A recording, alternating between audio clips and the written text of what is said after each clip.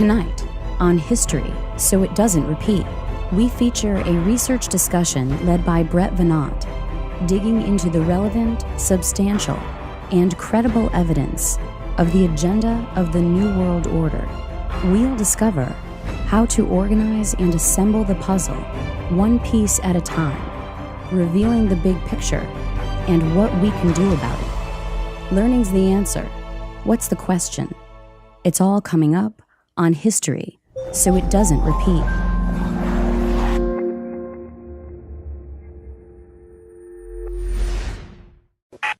Welcome back to History, So It Doesn't Repeat. I'm your host and navigator, Richard Grove, and today is July 4th, 2013, and we're celebrating the 4th anniversary of Tragedy and Hope's premiere issue back in 2009, as well as memorializing our nation's birth in 1776. Instead of celebrating illusory independence, we've all gotten together tonight to help inspire and create some cognitive liberty. Our conversation is going to be a component which plays into a much bigger episode, that of Brett Veinotte's series, How the Truth Became Illegal. It will center on some very substantial and tangible history, which just might have escaped your attention. As a result of tonight's conversation, you'll be empowered with a comprehensive understanding of how we got here and what we can do to change the world, one mind at a time. Joining me via Skype is Brett Veinotte, host of the School Sucks podcast, and Kevin Cole, co-writer of State of Mind, The Psychology of Control. Together, we'll unfold some history that we're familiar with, and we'll leave you a map, a compass, and a gyroscope so you can find your own way in the world and keep your balance in the process. Gentlemen, let's begin with hearing a summary from Brett on why he created this new series, which, if we do a good job tonight, we might participate in. Well, thanks for having me. And the title of the series is How the Truth Became Illegal. And I was intrigued by these events in the news recently regarding the NSA and Edward Snowden and how much talk there was in the mainstream media regarding the law and what legal power the government had. And I wanted to look into the history of using law to silence dissent and to, basically interrupt free speech. So I felt like a good place to start was the Espionage Act of 1917, and then there was an additional piece of legislation that went along with the Espionage Act called the Sedition Act in 1918. So almost immediately, as pieces of legislation like this, usually is the way, it is used for things which it was not intended to be used for, and what I realized as I continued to, jog my memory about what I knew about this period of time, which was the first Red Scare, roughly from 1918 to 1921. And then the second episode dealt with the second Red Scare from 1947 to the mid-1950s. In both post-war periods in America, there seems to be this real hypervigilance and paranoia. And during the first Red Scare, it is about communism because of the Russian Revolution that was taking place starting in 1917. And it's also about a bunch of other things. Like, it seems like people understood that something was changing, that some kind of subversion was taking place, but they lacked the vocabulary and they lacked the historical context to really be able to put their finger on it. So they could see the shadow of an enemy, but they couldn't see its face. And they just, through public discussion and politics and legislation, imagined the face to be alcohol. So we have prohibition or communism or homosexuality or black people. And then really in the second Red Scare, it was pretty much exclusively communism. But what I really discovered was that people were responding to essentially an internationalist, collectivist subversion of America, but they just didn't know how to explain that to themselves and to each other. So what you get is this mass hysteria and paranoia. And if I can just offer up a little appetizer of what we're going to talk about today. During the second Red Scare, everybody, even, right down to your average public high school history classroom, very, very familiar with McCarthyism.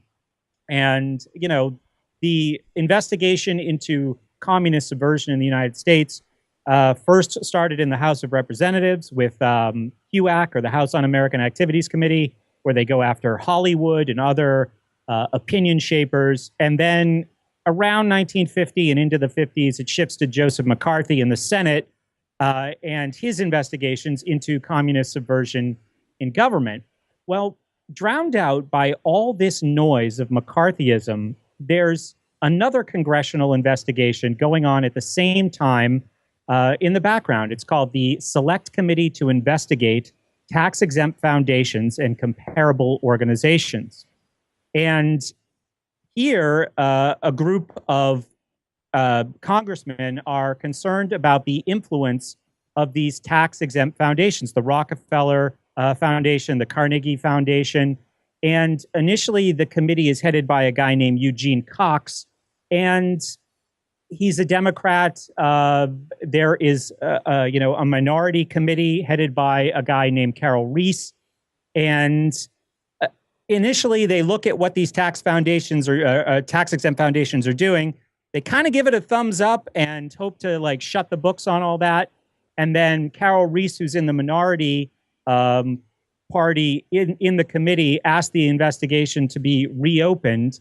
And his chief investigator, a guy named Norman Dodd, starts looking into these foundations a little bit more closely. And they're very upfront with what they're doing. And Dodd eventually explained in an interview with G. Edward Griffin, I think in 1981, that the foundations were using money and influence to prevent, I think he refers to it as a reversion to a pre-war mindset. In other words, going back to, having freedom and individualism as an ideal and not living in fear. So part of the role of the foundations, which they admitted to Dodd in this investigation, was to move America into this new age and this new order. But nobody knows about the Reese Commission or Norman Dodd because of all of the panic that's going on in mainstream history in front of that through McCarthyism. So that's a little preview of what I think we're going to get into. Well, that's quite a preview, and I greatly enjoyed listening and re-listening to your new series.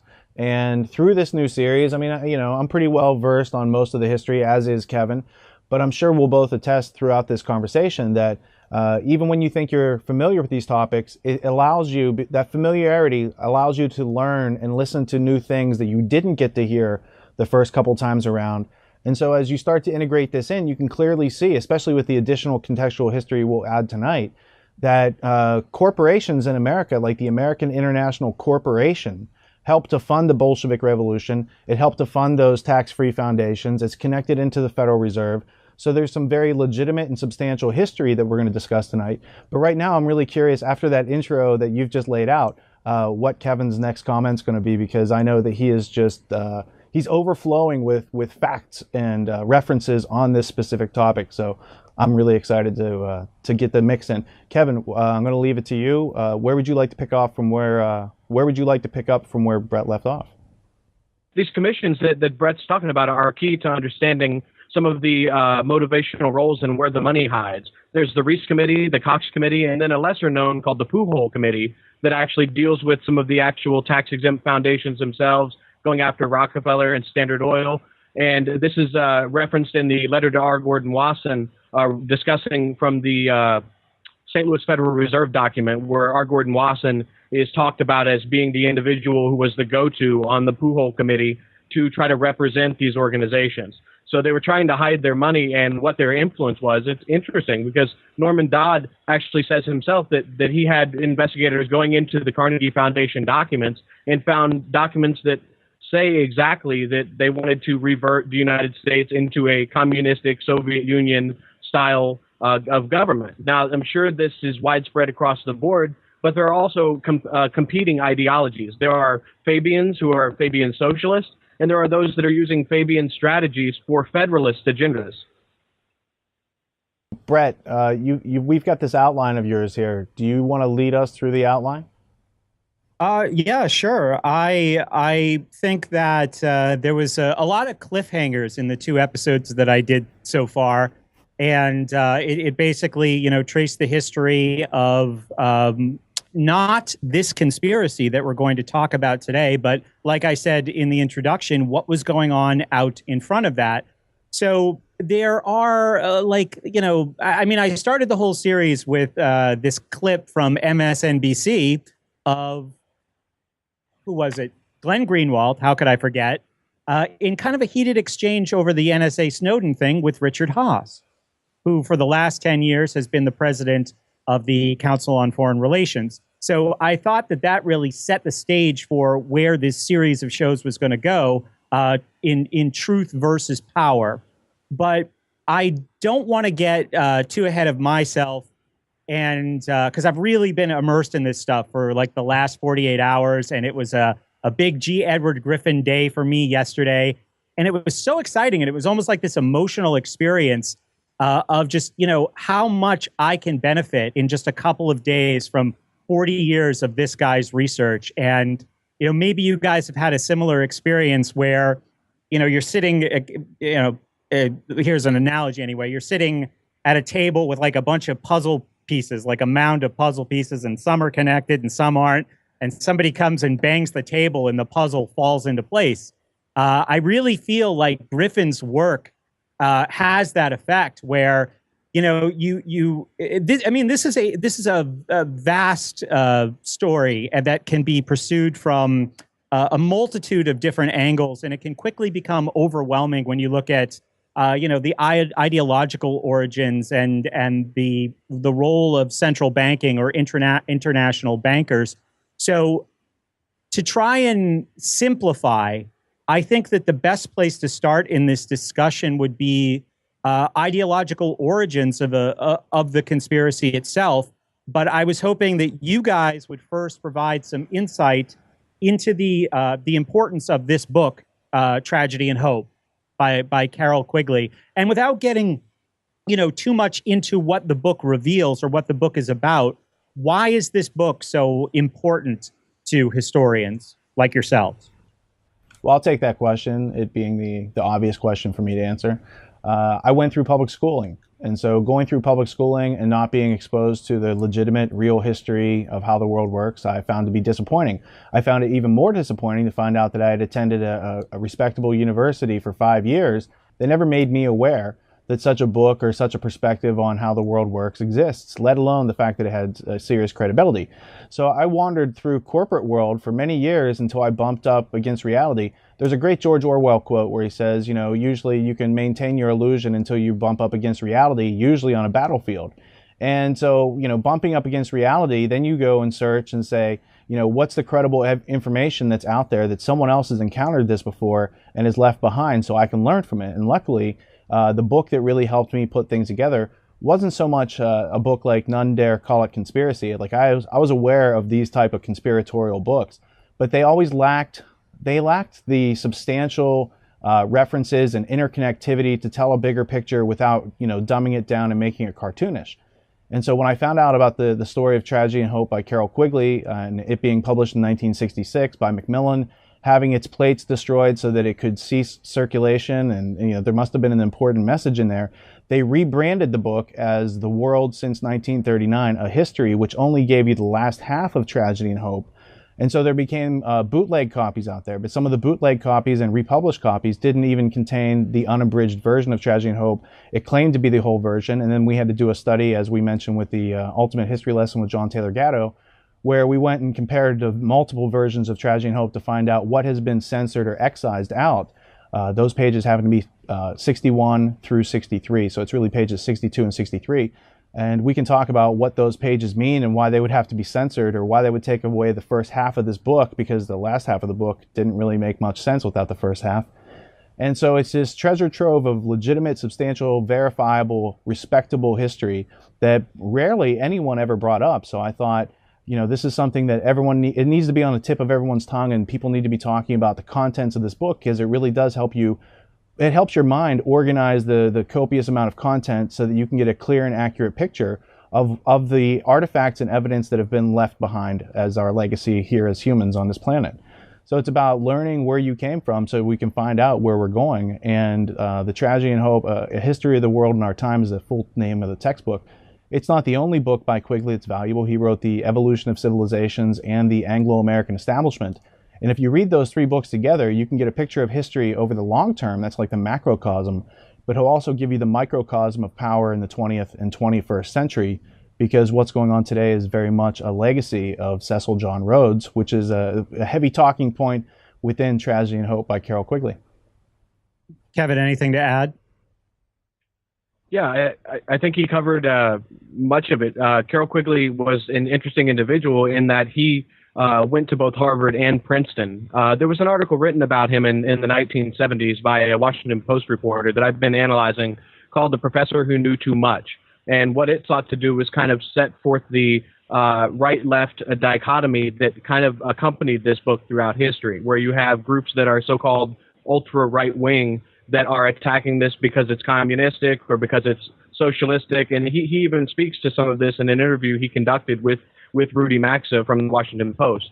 Now, the book's significance escaped me my whole life. I didn't come across this in school, like Rich said. This is not something that they teach everybody on a general level. And in some ways, it's something that I don't think Quigley even realized that he had, because he had become so institutionalized within this environment. I mean, he admits that his tutor was an individual by the name of Crane Brenton, who was an OSS officer and station chief. So he's very much inculcated into this establishment politics from the get-go. So when other people are saying, hey, you're exposing conspiracy, he's saying, well, this is just how it's the way it works. You know, and whether or not other individuals use that against him and put him juxtaposed to J.P. Morgan and others as a culprit himself, that's something we can discuss also. And I'm right to say that the Quigley take on what's going on in the 20th century, it's not like he is some great whistleblower shining light into dark places. He's saying, why aren't we telling people about this? This is great. Look how organized you guys are. Why are you keeping this a secret? That kind of speaks to what you were saying, Kevin, about his insulation, right? In intelligentsia and academia. It's like, yeah, this is what we do, right? What people would have a problem with this out there.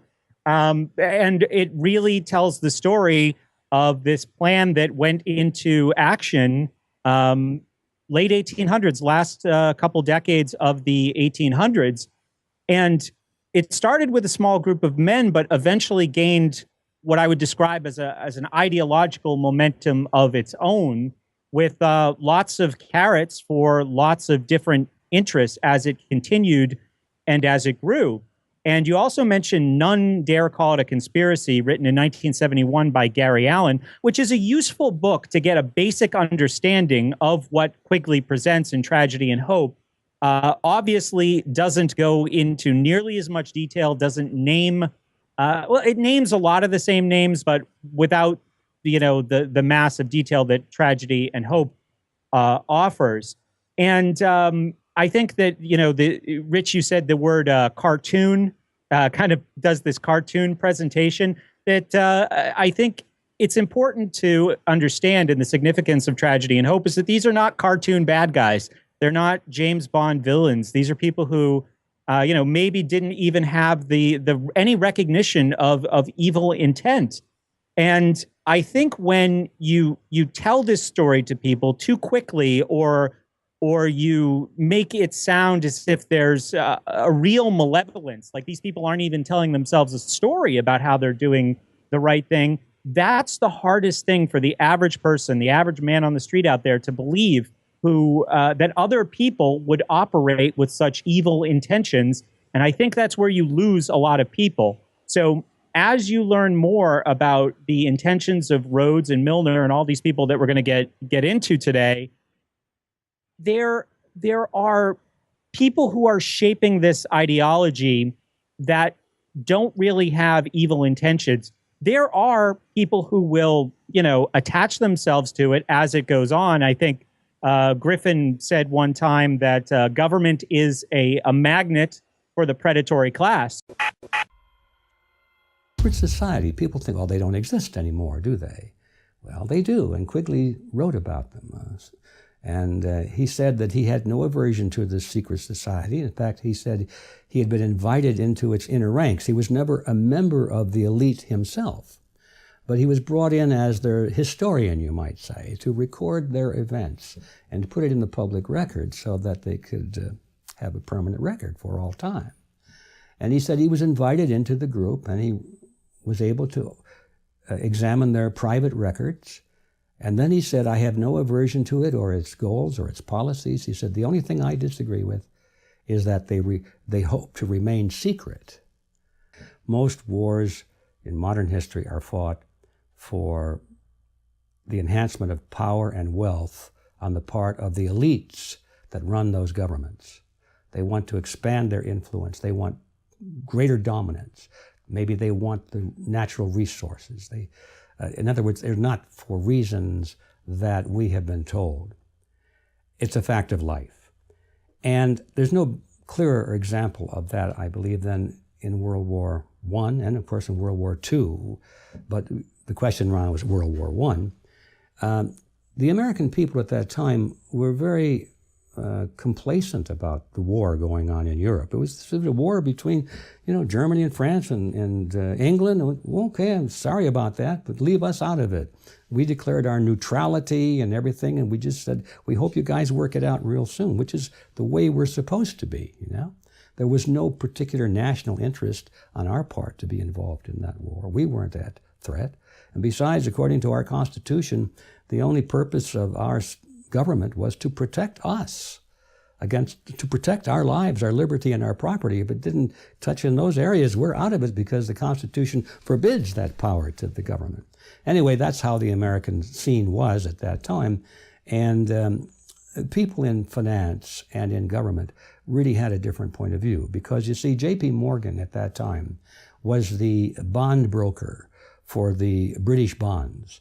The British government was trying to raise money. In addition to taxes, they were borrowing it through bonds, so they were issuing bonds.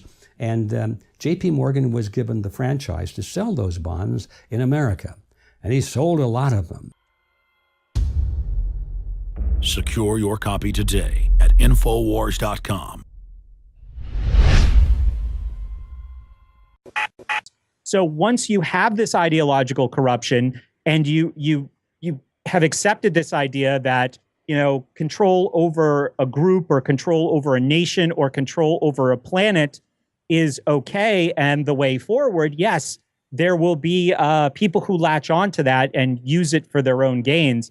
But I think that maybe we could try to flesh out a little bit better the ideological origins of what is often called this Rhodes group or this Rhodes conspiracy that began in the late 1800s. Well, that's excellent because Rhodes would be like a specific, particular microcosm of the larger idea of collectivism and taking away the rights of individuals, which goes all the way back into Plato's Republic and the seeking of, building a caste system to classify certain individuals into certain lifestyles that will be the best for the people that run those things. So what you see through history is the only war that's ever gone on is the battle of consciousness. It's waged by those who want to suppress consciousness. It's waged against those who want to express consciousness. You see this in many forms throughout history, but what you see is a history of social control, a history of using other human beings as slaves.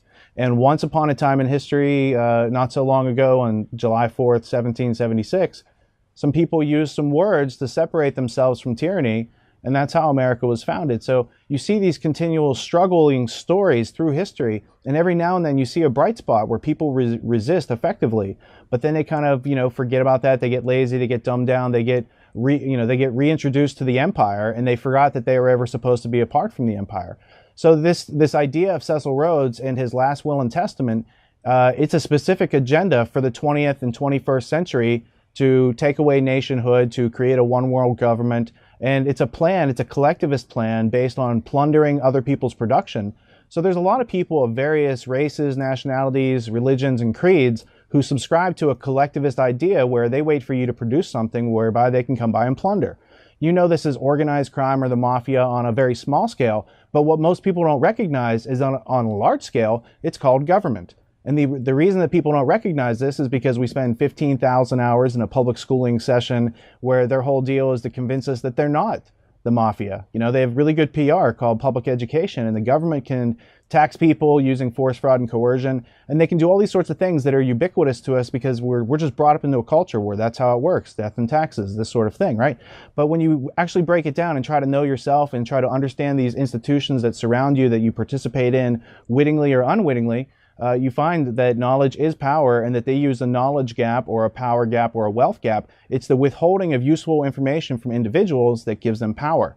Cecil Rhodes' specific plan is based around that, but also the longer strategy through history, starting with Plato's Republic, let's say, and culminating in the late 19th century in Fabian socialism. These are all just, people improving on the methods of harnessing human resources and herding people like cattle. So we do see, starting in around 1890, a plan go into action that continues right up to the present day, right? Like some of these other things, there might be separations, right, where it's not continual all throughout history, even though I take your point that it is, a new group of people looking at what had been done in the past and saying, okay, how can we improve upon that? So initially, it's this Oxford professor, John Ruskin, who Cecil Rhodes is one of his students. And I think we're in the 1870s at this point. And, talk about, the road to hell being paved with good intentions. He says that to his students at Oxford, we have a moral obligation to disseminate English culture. Basically, look at how great we are. Look at this magnificent tradition in art, in education, in literature. Griffin paraphrased Rhodes in one of his talks, saying, we owe it to the world to disseminate this culture to everybody. Now, even though today we don't see a conspiracy to bring the world under British control as it once was the goal of the British Empire, around the colonial America and India and all these other places, pretty much all over the world for the last 500 years. But we still do have this template that Rhodes developed, and that is still moving forward. So you mentioned Fabianism as well, which I understand is separate, but do either you or Kevin want to speak to Fabianism and how that might play into this story? Sure. If I can touch on some of your earlier points first. When you're talking about with Cecil Rhodes in his last will and testament, you are talking about a class of people during his lifetime that were very much hurt about the United States being lost in the earlier war. And Cecil Rhodes himself says that if it wasn't for the stupidity or laziness of King George III, that they would have been holding Parliament in London and New York every other year. And so there is this in his multiple wills and testaments, starting in 1877 and onward, there is this drive to perpetuate Anglo-Saxon unity. And from the 1877 will, it says to perfect a system of immigration from the United Kingdom to the colonies to further the consolidation of the British Empire, to assist towards the restoration of Anglo-Saxon unity, towards securing the representation of the colonies in Parliament and the foundation of power so great as to render wars impossible and promote the best interests of humanity. And then later, this idea becomes the Rhodes Scholarship. So when you're looking at perfecting a system of immigration, you got to start to look at the settlement movement that started in the late 1800s, around the same period of time that you're discussing. And Cecil Rhodes had a good friend by the name of Arnold Toynbee, who was an economic historian, also a closer friend of Lord Alfred Milner, who dies at a young age. And then they donate they name this building Toynbee Hall, which inaugurates the settlement movement, where they start moving poor people into rich areas and rich people into poor areas, and experimenting with different social designs. Now, this starts in the late 1800s. Toynbee Hall is 1884. Now, what's fascinating is that the Fabian Society is founded in 1884 as well. You have the Fellowship of the New Life founded in 1883, which is by Thomas Davidson. Thomas Davidson was a Scottish English immigrant into the United States who founded what's called the Fellowship of the New Life. Now, before he did that, he was an educator and created his own college called Breadwinners College, where they would bring the immigrants through the settlement houses and they would bring them to the schools that they brought up themselves, that they created. Now, where Carroll Quigley gets most of his information from Tragedy and Hope is from a guy by the name of Alfred Zimmerman in 1947. And he says in this audio with Rudy Maxa that I mentioned that Alfred Zimmerman got his way into the Rhodes Roundtable Secret Society by teaching at the Educational Alliance. The Educational Alliance is a branch of the settlement movement that began in England with Toynbee Hall and all of these guys trying to perfect this system of immigration earlier in the 1800s before he even dies. So there is that influence of John Ruskin, who was a member of the Psychic Research Councils with T.H. Green. He was also involved with the Aristotelian societies, which had a lot of trans-American and transnational interest. In fact, William Torrey Harris, who is probably the single most important person in the importation of Prussian education in the United States, aside from Bronson Alcott, is actually the one, as the Commissioner of Education, who approves the Rhodes Scholarships coming into the United States. Now, keeping with the 1800s, you have this group called the St. Louis Philosophical Society, which is William Torrey Harris and Henry Conrad Bruckmeyer. Now, Bruckmeyer is a Prussian soldier who left after the revolutions of 1848 and came over to the United States. And they came over here because there was an influence going back to the New Harmony colony in Indiana, where Albion, Illinois, which was a colony of the English of England in the United States in Illinois territory before Illinois became a state. They created what was called Albion, Illinois. Robert and George Flower, as well as Morris Birkbeck.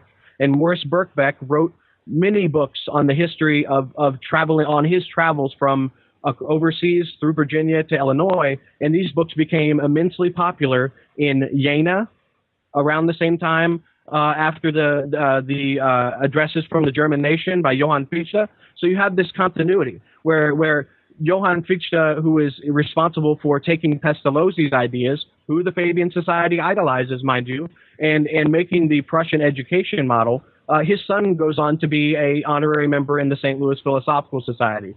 So Thomas Davidson and the founders of the Fabians are very much involved in the Prussian education that you hear about from John Taylor Gatto.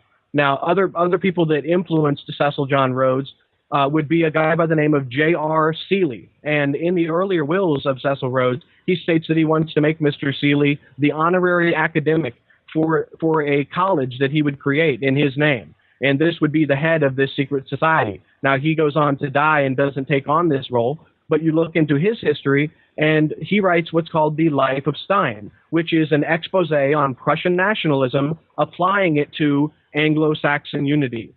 So I hope that's not too much around the block. I can go a little bit more into detail on some of that, but I'm trying to show that this is, kind of a large circle of transnational continuity, and there are people that still continue it to this day, but it changes over time. Yeah, I'm not sure if we need you to go back around the block or in more detail right now. What I'm going to do is zoom back out for the audience, because I think some people got motion sickness. There's so much history. Like, you could do a whole college, PhD thesis on what Kevin just laid out right there. But I'm just going to go through some of these notes to help, connect it back to what Brett's teaching his audience. And to the School Sucks podcast audience, I would first say, I'm a listener to the podcast, been a listener for a long time. I love Brett's work. And if you like what you're hearing thus far, we have a whole bunch of work that supports what's being said. So we're not painting or drawing epistemological cartoons. We're pointing to a real financial central banking empire called the Rothschild family, who funded Cecil Rhodes. This is page 52 in Tragedy and Hope by Carroll Quigley. We're talking about this ominous continuity that they have a moral obligation, and this is what Gatto calls justified sinning in the Ultimate History Lesson. So this moral obligation allows them to try to gain world control. It's not about British Empire controlling the world. They're just using the British Empire as a vehicle to get world control, and then they control the world everywhere. They're going to be multinational. They're internationalists. That's why they refer to us as isolationists. So this idea of Anglo-Saxon unity was the seed, and that seed grew up into the Pilgrim Society and the CFR and the American International Corporation, where they funded the Cold War, where they funded communism, where they started China and funded Mao. And David Rockefeller said Mao did a great job. These are all real parts of history that if you understood it, then you'd be like, wow, who are we competing against? Why do we have such a big military and defense budget if we really don't have real enemies? And we can get into that later, but continuing on, one of the neglected aspects that I've heard thus far is the British East India Company and its role in the British Empire and opium trading. I did hear Brett mention it in an earlier episode in a series about Skull and Bones. That's really the connection with the Russell and Whitney families, is the opium smuggling in the British East India Company. But moving on, Fabianism and eugenics have a very close tie, especially in people like George Bernard Shaw. So when you get into these ideas, it's not just Cecil Rhodes. He just codifies it and gives these people a purpose and a plan and an agenda. All of these ideas of eugenics, that's back in Plato's Republic. So all these ideas are not new, but they've harnessed technology and they've gotten maybe greedier as they've gone on. We can talk about De Beers and Cecil Rhodes and blood diamonds and how they fund the whole empire with diamonds are forever. But I'm just staying on track with the notes here. Kevin also mentioned Jena. This is the infamous battle where the Prussian people lost to Napoleon's amateur army at this battle, which inspired the Prussian education system, which we're trying to escape right now. And that left us with J.R. Seeley. We'll leave J.R. Seeley in the brain model here, and if you want to check him out further, you can.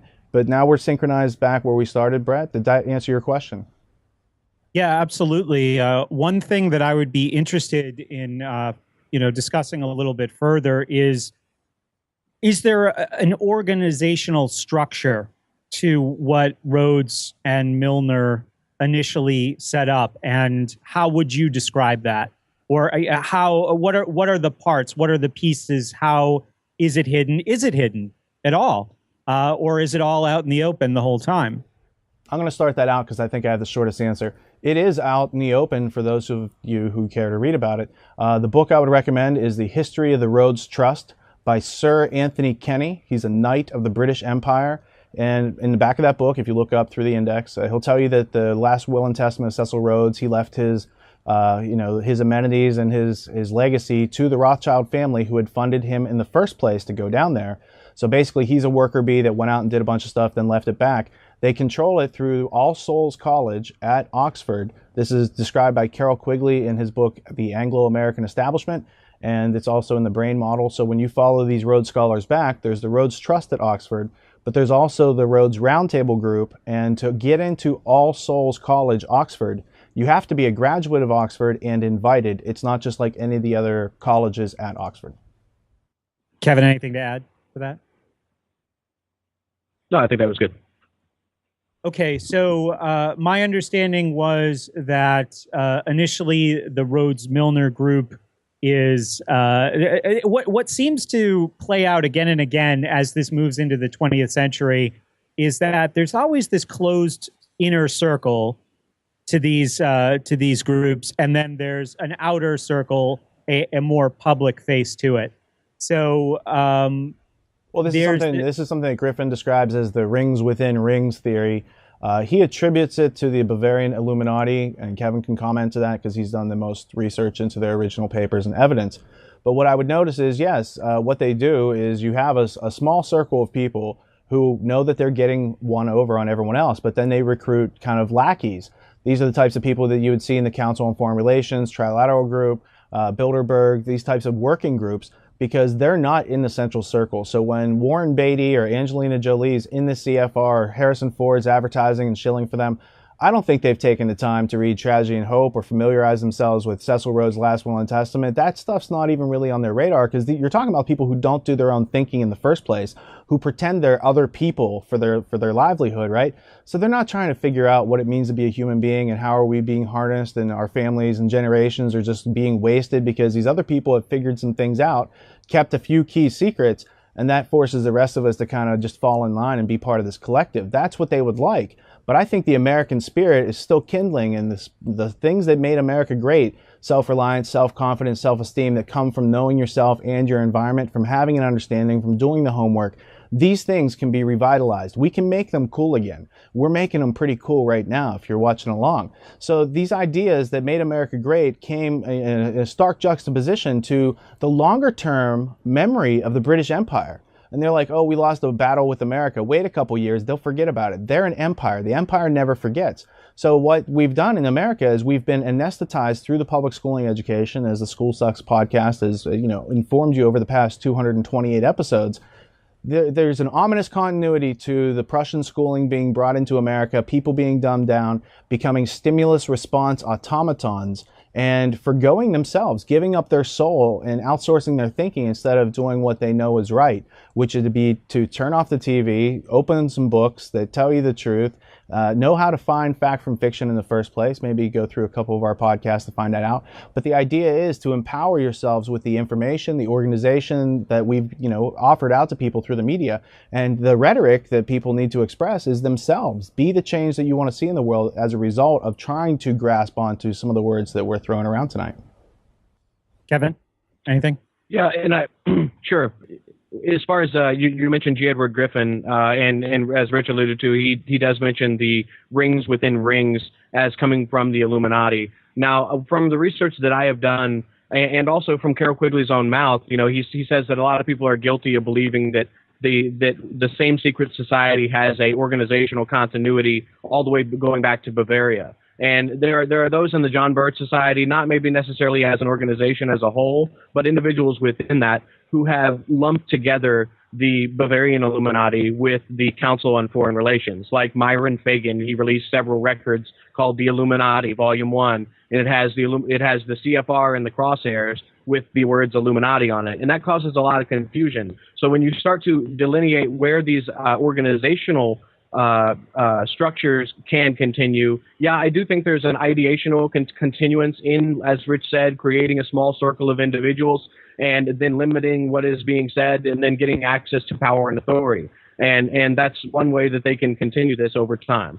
And if I can just jump in there for a second, when I was trying to understand Rhodes as a human being, right, and not as, again, a cartoon villain, and looking at his influences, well, John Ruskin, the Oxford professor, is very understandable. We owe it to the world. That sounds great. There was another book that I read about called The Martyrdom of Man by Wyndham Reed, which is supposedly the author who coined the phrase survival of the fittest. And, explaining or speaking to maybe a rationalization for some of the extents they would have to go to carry out this noble plan for the globe. And another influence of Rhodes was Freemasonry. And so this is I thought of this when you talk about everything getting mixed together as this grand, all-encompassing conspiracy, and it's really not that simple. My understanding is that Rhodes admired the structure of Freemasonry and how, there was a public face and there was an inner core. And he said, I like this secrecy. I think we can do better, essentially. So those are what I see as his influences. And if there's anything to add to that, let me know. I think we could add a whole week to that, man. So first off, Rhodes's Freemasonic relationship had many ties. One of his favorite brothers was Rudyard Kipling.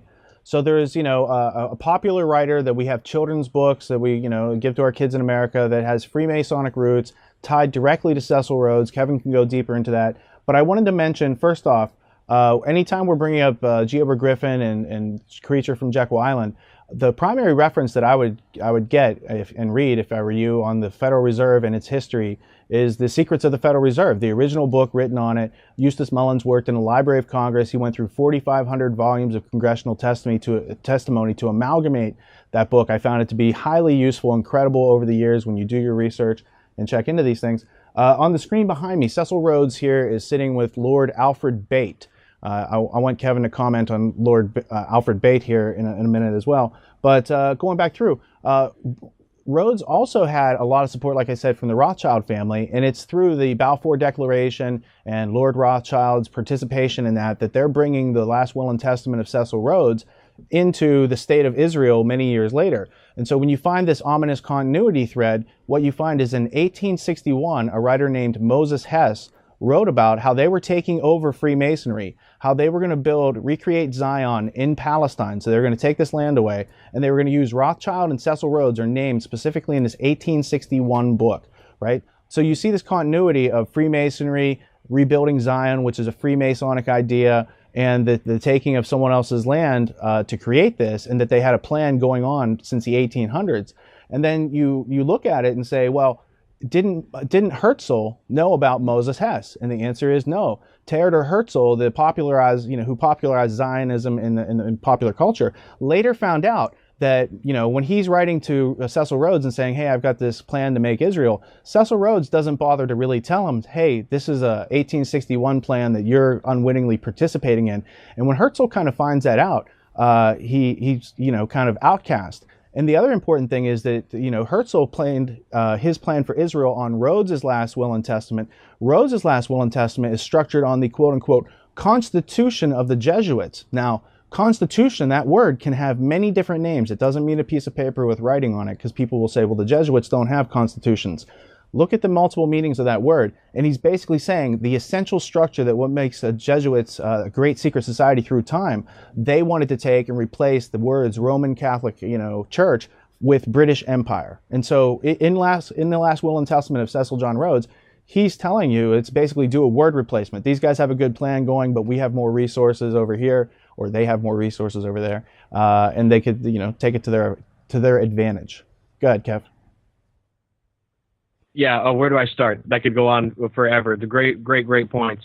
With Cecil Rhodes and the idea of using the Jesuit strategy, that really brings forth the principle of organic unity and how they use education to create a closed circle in order to affect change within that circle. This is something that I think does bear a significance, but it does not mean a temporal direct continuity from the Bavarian Illuminati all the way down to the CFR and to these other organizations. It really is the idea of secrecy and creating rings within rings as a strategy to, manipulate issues and to insulate people from, different oppressors or different prying eyes at the time. With the Bavarian Illuminati, they were fighting against the divine right of kings, but they were also trying to take away a state and create a kind of libertarian communistic attitude. But that was blasphemy to be running around saying that at the time. They had to create reading societies in order to even discuss these ideas amongst their adepts. And you can learn a lot about that from Jiva Singh and Anand's book, as well as Terry Mullinson's book on the Bavarian Illuminati. But there is a definite attempt by the group that was trying to institute the last will and testament of Cecil Rhodes, as well as their own ideas, to manipulate education in a way to take away what is being taught in American history, so you create a new body politic in the future. So, it's kind of that principle of, if I can control the children, I don't care about the adults, because I've got the future. And so you can look into where, when William T. Stead comes on. I noticed you had the 1877 will mentioned. I believe that's changed in 1879 or 89 perhaps, when William T. Stead gets involved. And that's where you get the idea for the Rhodes Scholarship. He writes this to a picked 500,000, which is a speech to the future Rhodes Scholarships of the world, who would basically be a new Mandarin class that would sit atop the Prussian education structure. And what Kevin's mentioning about organic unity really ties back to ancient Greece, and this is where it comes back full circle with the School Sucks podcast, is it's this idea of enkycleos paideia. It's the education in a circle. It's like being a dog chained to a doghouse, and you only have a certain circumference of the world that you are able to know. And it's this idea of enkycleos paideia that has its legacy today of organic unity, trying to create a bunch of citizenry who all know and speak and parrot the same things and have the same perspectives. And it's also this idea of enkycleos paideia that leads to the word encyclopedia. And this is something that we've talked all about in enkycleos paideia in the first episode of History So It Doesn't Repeat, which is Kevin Cole doing a briefing on the trivium method versus the classical trivium. And I believe it was in that episode where we talked about enkycleos paideia last time. That's correct. That's exactly what we're talking about. Kevin, what was that you mentioned about the new Mandarins, and how does that fit into this? Well, in Prussian culture, which has been emulated by the Anglo-Saxon design, the new Mandarin is really a throwback to the bureaucratic overclass that ruled China for over 1,000 years. Now, Prussia had this And this kind of new Mandarin verbiage is even used to describe the Rhodes Scholars. You can find many articles leading up to the election of President William Jefferson Clinton, because he brought in, I think, the second most Rhodes Scholars into any presidency after JFK. And so it goes to this concept of Anglo-Saxon Prussianism. And a little background on that would be, I have a book by Norman Angell called America in the New World State that was written in the early 1900s. This particular copy is actually the personal copy of Major H.E. Atterbury, who was a member of the Creel Commission with Edward Bernays that led to the United States getting involved in World War I. And this is dated 1915, Paris, May 1915, of H.E. Atterbury. It's called America in the New World State. And it has a chapter in here called Anglo-Saxon Prussianism. And what it's referring to, and Norman Angell is one of the founders of the Royal Institute of International Affairs, and what it's referring to is the period around the colonization and institution of apartheid in South Africa by Cecil Rhodes and his cohorts. So, and also the same period of time where the United States was invading the Philippines and involved in the Spanish-American War. So you have financial situations on both sides going back and forth, supplying loans to each other in this transnational unity, trying to usurp a national sovereignty of the United States. And really, they even say that. In Quigley's Anglo-American Establishment, he states that in 1911, the All Souls Fellows, those that were the head of the Royal Institute of International Affairs and the Round Table Group, following the organic unity of Cecil Rhodes' Last Will and Testament, and in many cases actually being the administrator of those trusts, they said just as much. They used a book by F.S. Oliver on Alexander Hamilton, and they used that as a way to undo the American Revolution. And that's in Quigley's own words. I also found that Alfred Zimmerman, who coined the phrase welfare state, and also helped Lionel Curtis change the British Empire over to Commonwealth, he was responsible for writing a book called The American Commonwealth, which they also used, and it was comparing the United States to the Republic. And so from my point of view, it seems like they're trying to activate Plato's Republic within the United States, which if you look into the Builders of Empire book by Jessica Harlan Jacobs, you'll find that around this exact same period of time, Freemasonry worldwide was a tool of British Empire. And I think that's important to remember, because what you have are these ideas that were espoused by Plato, picked up through secret societies, carried through time, and they just happen to be, coincidentally, some of the same goals of worldwide Freemasonry that the British Empire was heavily leveraging. That's how they were integrating themselves into these colonies and getting colonized in the first place, was the organizational structure, global organizational structure provided through Freemasonry. So before we get into the CFR and its predecessor, the Pilgrim Society, or something that came after the CFR, like the Union Now Project, these are all Anglo-American establishment working groups, agendas to bring the United States out of its sovereign state, back under the British Empire, and the participation of America in, for instance, the Spanish-American War. That's where you really start to see what they called yellow journalism, the use of propaganda on the public, and no longer America being, like Thomas Jefferson said, never needing to fight a war because we've got these great boundaries of oceans. We got called isolationist. America, who wanted to stay out of these things, was isolationist, and we got talked into participating in World War I. There were a couple lies told. It all ties back into Balfour and Lord Rothschild and what was going on in Britain at the time. But, when you look into how America got involved in these foreign wars, where a large percentage of people in America from that time were German speaking, there was a lot of immigrants in this country.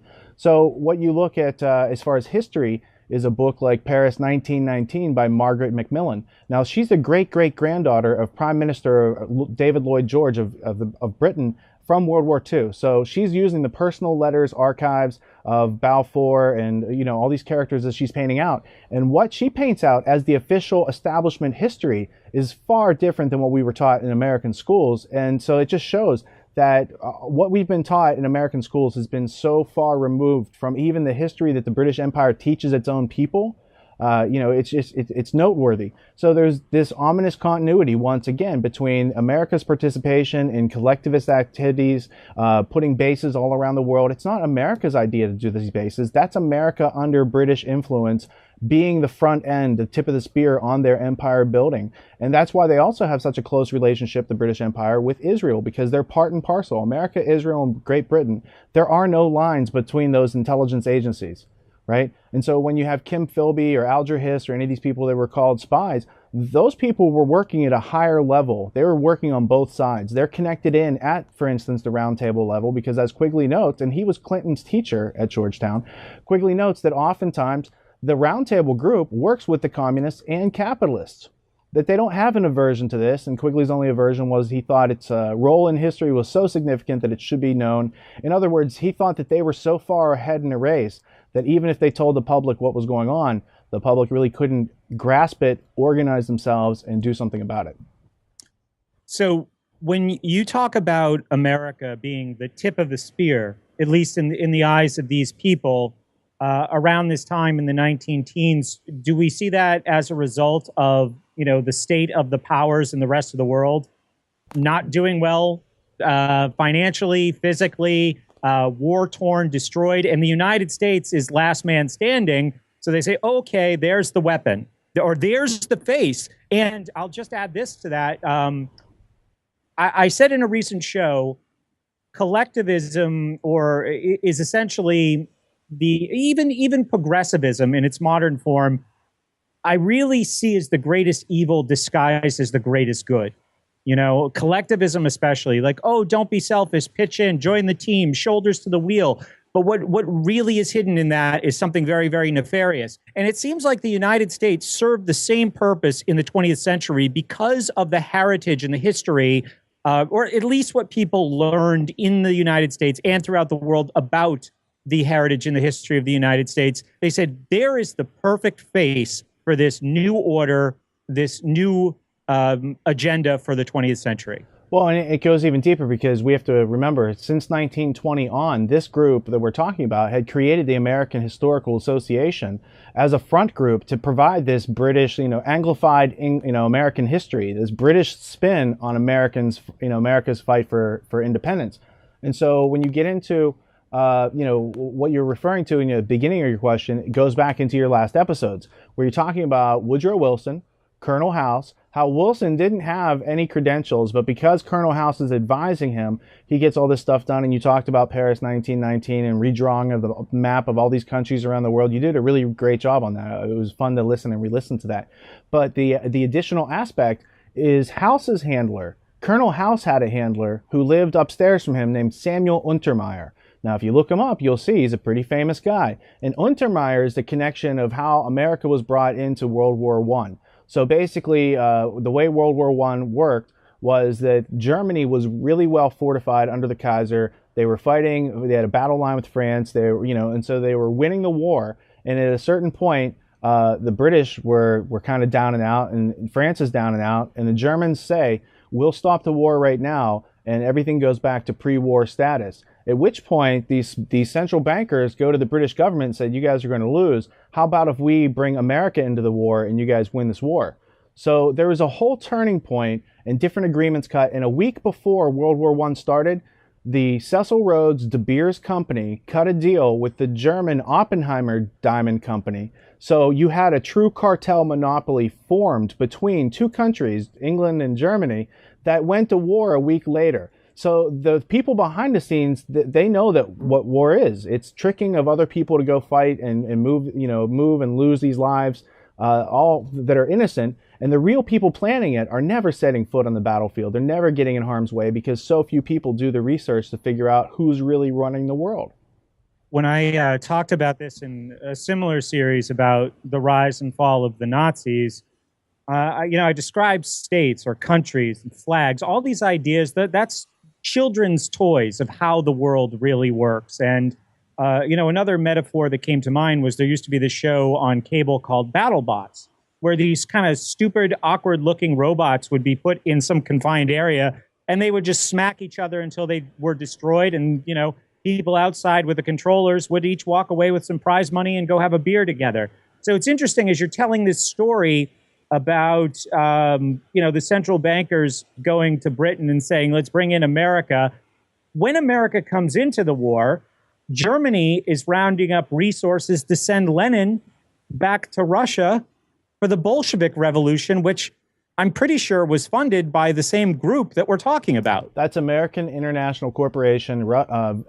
Lenin was trained in Switzerland and carried by private train. It would be interesting research to find out whose private train car transported Lenin in at this convenient time when there had already been a small revolution, and then these other people come in and they basically rebrand that revolution, much like what you've seen in Egypt, Libya, what's going on in Syria right now. So there's a long, rich history. In fact, I want to just pull one little artifact here, because this is a recent Foreign Affairs magazine. This is printed by the Council on Foreign Relations. You see Death from Above. They got the drones on here. They're really liking the drone programs.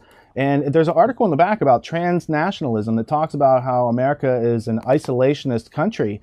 And so what you see is, this is almost 100 years after the founding of the Council on Foreign Relations. They are still trying to take away American sovereignty and have transnational law that supersedes the Constitution and puts us under the United Nations. So the idea is, even though this has been going on for a long time, there has been a serious resistance in this country because there are few enough individuals who have intellectual self-defense to remind the rest of the people that you can put some questioning in between stimulus and response, and you can escape all this propaganda that we've been inundated with. But at this point, I think that I've overstepped my bounds, and I want to listen to what Kevin has to say, because I think that he would even have more to say on this topic than I would. Well, no, the point with the American Historical Society, they also did it with the American Political Science Societies in the United States as well. There's a great book called Politics and Progress, The Emergence of an American Political Science by Dennis J. Mahoney, which discusses how Prussian architecture was brought into the United States by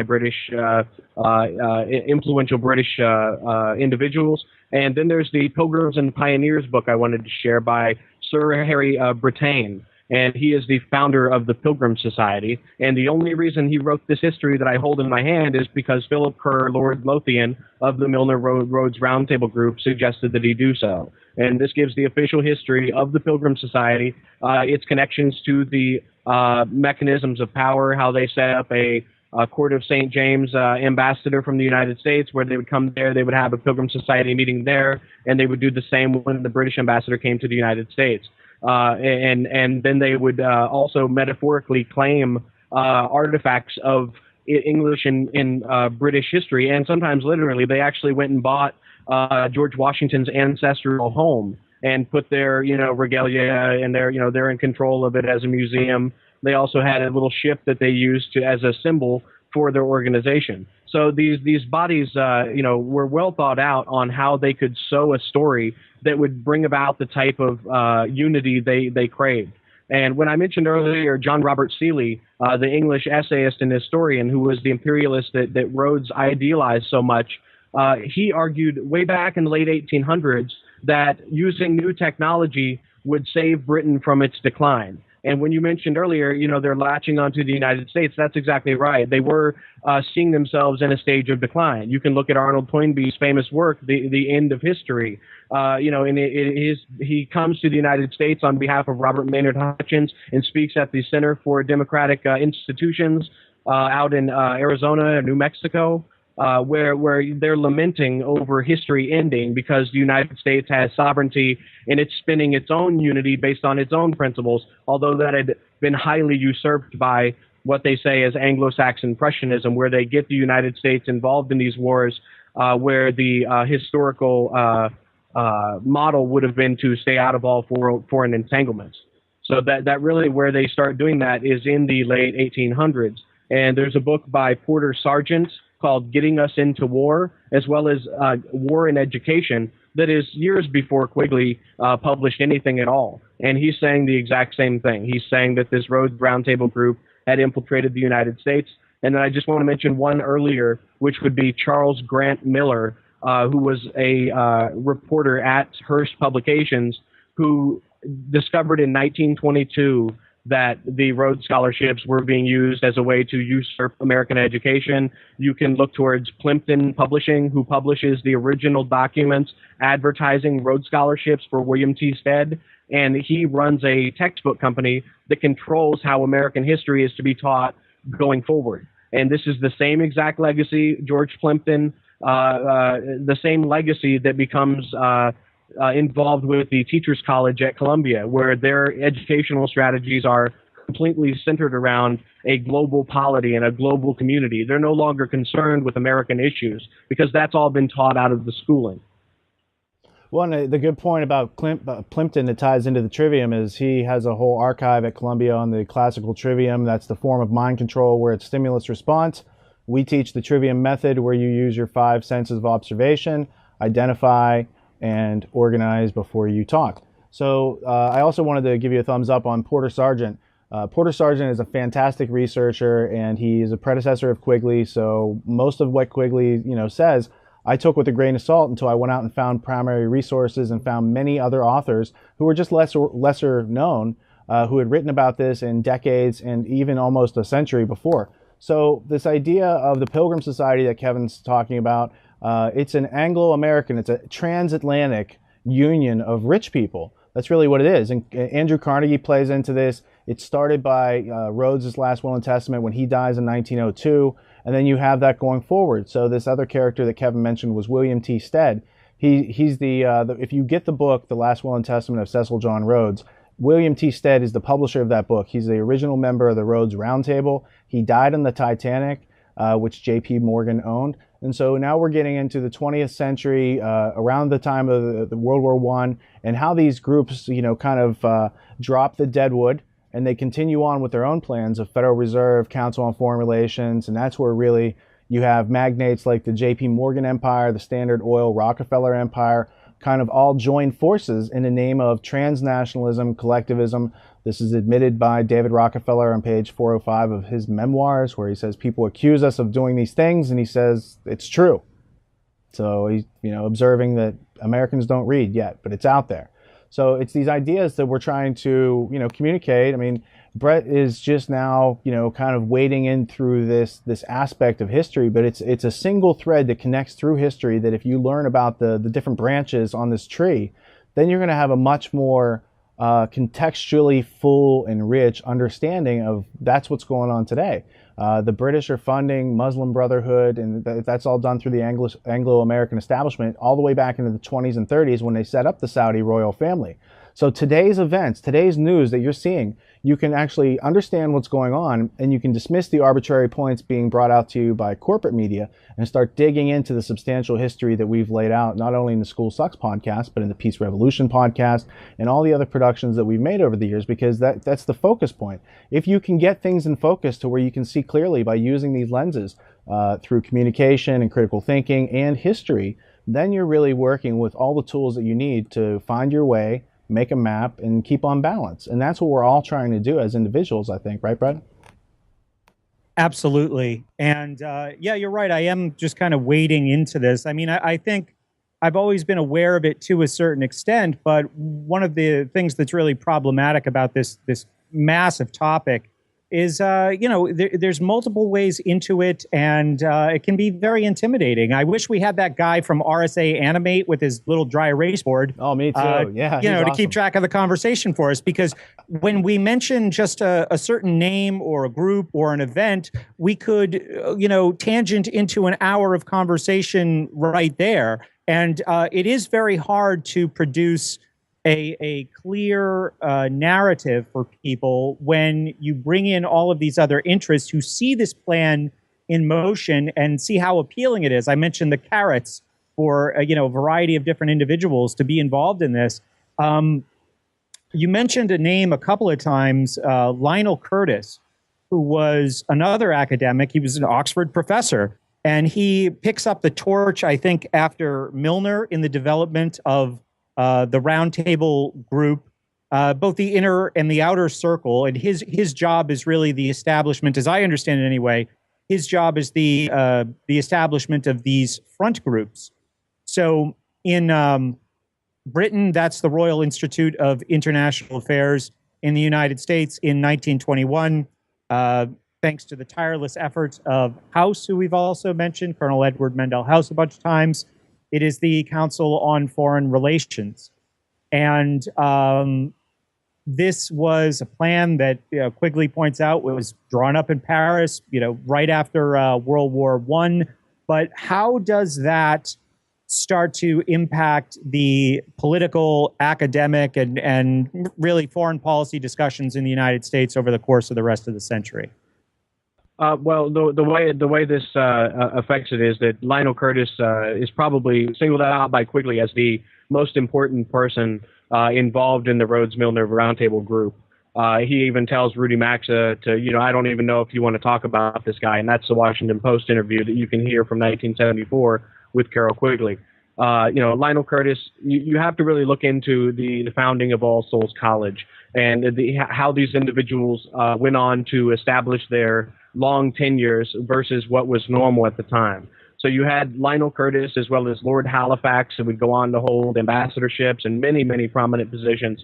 You had groups of individuals who had a small circle, a small ring of people that had access to power and influence who were following in the exact same legacy. So how this continues in 1919 at the Paris Peace Conference, and before you have the Hotel Majestic meeting with individuals from the United States and from Great Britain who were also members of the Pilgrim Society, who got together and decided that they needed to have these bodies established on both sides of the Atlantic to control foreign policy. So it's really a power and influence clique that has been in control since the early 1900s. Out in the open. They announced that the Council on Foreign Relations had J.P. Morgan money quite some time ago. So you can see these competing interests, but you have to look at the common threads. And something I didn't want to get away from to make my earlier point, if I may, was that the use of technology as a way to stop them from decline in order to merge a cultural interest is seen in fruition when at the Pilgrim Society's first meetings, they're able to use the Atlantic Wire because a Pilgrim Society member owns the Atlantic Wire. And they're able to talk back and forth from the English Society as well as the Society in New York at the same time. So they're using these technologies as a way to create an interconnectivity that is light years ahead. So it's a planned obsolescence for the populace and a way to profit off of that planned obsolescence by controlling, the meters that regulate energy and things that we need for our survival today. So it in addition to using technology and using educational technology, I think these things, kind of merge together. And the last point on that would be that All Souls College has a sister school in the United States, and that is the Princeton Institute for Advanced Studies, where many of the advancement. Exactly, Woodrow Wilson. So Abraham Flexner goes over to All Souls College and spends several years there with Lionel Curtis and with Philip Kerr, who would come around, Lord Halifax, and all of these individuals. And he's the head of Rockefeller money. He's the one that's distributing money throughout the United States. So there's a guy named Tom Jones who in 1940 creates the Pilgrim Trust, which is quote unquote not connected to the Pilgrim Society, but it happens to create this same Institute of Advanced Study where now you have the most powerful groups on either side of the Atlantic, the Cliveden set and the Georgetown set, as well as the Wall Street bankers, in control and at the forefront of the greatest technologies that are not available even yet to the public. And this is what continues to this day. And, in a moment, we can move into Anthony Sutton and Zbigniew Brzezinski and show you how this all ties into the cybernetics, the smart grid, the smart devices, everything you see today. We'll tell you about the history in a second, but I just wanted to concentrate on Flexner. He said this name, Flexner. There's a book out there called Rockefeller Medicine Men. It shows how the Rockefeller Foundation influenced adversely our education system, but also the medical education system, including the pharmaceutical complex that grew out of it. So the Flexners, there's two brothers, they write a report, it's all Rockefeller money, corrupts our entire healthcare system and our education system in this country. Good name to dig into. Also this idea of them taking technology and hoarding it or keeping it away from the public, using it ahead of other people to have a strategic advantage. J.P. Morgan took over Tesla's work and basically boxed it up and kept it away from the public only after Tesla's main funder, the Astor, I forget which Astor it was, if it was Vincent or his father, but the Waldorf Astoria, is this, hotel in New York. It's a German hotel, German family, the Astor family that had been here for a long time. They died. His financier died on the Titanic with William T. Stead. So when you have J.P. Morgan continuing on, and he dies later that year, but his company moves on. and J.P. Morgan and Co., Standard Oil, all these types of funding come together in the Council on Foreign Relations, which is a Lionel Curtis group.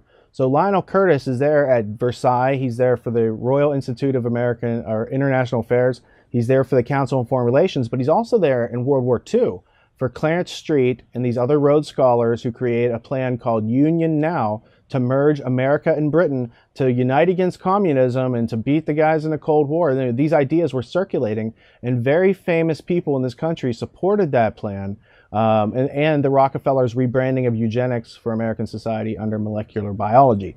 Now, I know that was a lot. I think I actually hit all the points that I was intending to bring up, because it's not so much understanding anything from this episode. It's knowing that these things exist, that there's credibility and substance, and we're giving you the stubs and the keys to do your own research, because really, it wouldn't benefit us if we could just transmit our understanding to you. That's like stimulus response. That's kind of creepy. What we want is to inspire you to do the same things that we had to do to get here, to make this show, to be on air, and to communicate these heavy-duty ideas that you're not going to find given to you at any price in any university or any school on the planet, which is why we do it, because we think it's pretty cool. I'm sorry, Brett, was I overstepping my bounds just talking that much to your audience as well? No. That's absolutely fine. But we've mentioned these names multiple times, Morgan and Rockefeller. You know, I think everybody in my audience is familiar with those names and knows who J.P. Morgan, the Morgan family, the Rockefeller family, and their interests. But what might not be fully understood is the motives for collusion with what seems to be an ideological group like the Council on Foreign Relations.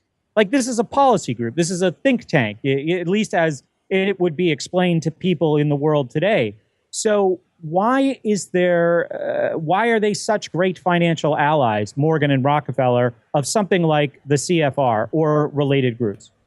Well, the whole policy of the CFR, when you get into the history, it's to collectivize America. It's to make America a part of the British Empire. It's to control our domestic and our foreign policy making by having many people in CFR throughout our government and all working off the same script, though compartmentalized.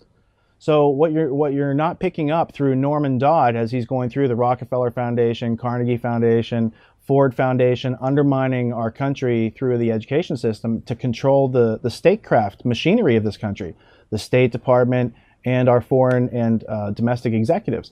So you see there's a comprehensive plan that's being worked into our culture. It's being integrated into our culture while no one's really looking.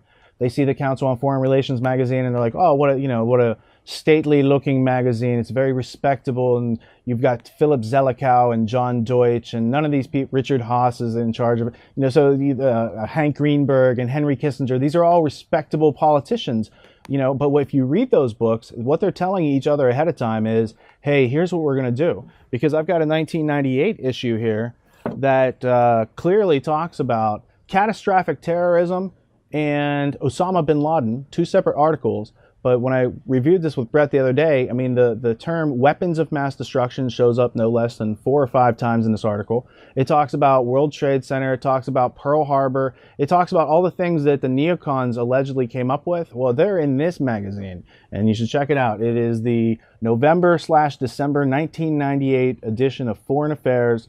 And, John Deutsch and Philip Zelikow. Philip Zelikow, he's the guy who takes care of the 9/11 Executive Commission and writes that report where everyone unanimously agrees on what's true. That's interesting. Reading is fundamental. After they tried to put in Henry Kissinger first. Exactly. So they are at the point where they're treating the American public like you're stupid. When you see Rachel Maddow on Comcast's MSNBC and she's a Rhodes Scholar and she's making fun of Alex Jones, maybe you should put 2 and 2 together and be like, who is paying this Rhodes Scholar to say these things, and why can she never address his substantial points? Why does she always have to commit fallacies of attacking the messenger and treating her audience like they're a bunch of idiots? I don't think you're idiots. I know every person is just sitting there with infinite potential, just waiting to learn how to learn anything for themselves. And then everyone becomes autonomous, and that's pretty cool. That's what we're working toward. That's what Hegel was afraid of. He said the individual nature of human beings is to be free. That means government, as it stands today, as a force, fraud, coercion, terrorist mechanism, is obsolete. And all we need are people to pick up their own minds, unlock it, and start using it, because that's what makes you autonomous. And then anarchy is not necessary if we're already autonomous. So at this point, the book America's Secret Society by Anthony Sutton came to mind. I think we could get into that in a minute. I was looking at my notes, and I'm wondering more about the CFR and what's inside of that. If that was one of these front groups that Curtis set up or Curtis helped set up in the United States. But just to kind of gather everything together here at this point, we have the CFR, which has today and probably for some time now, for decades, exercised considerable control over media messages in the United States, to a lesser extent, maybe over academia, and certainly in foreign policy, political discussions.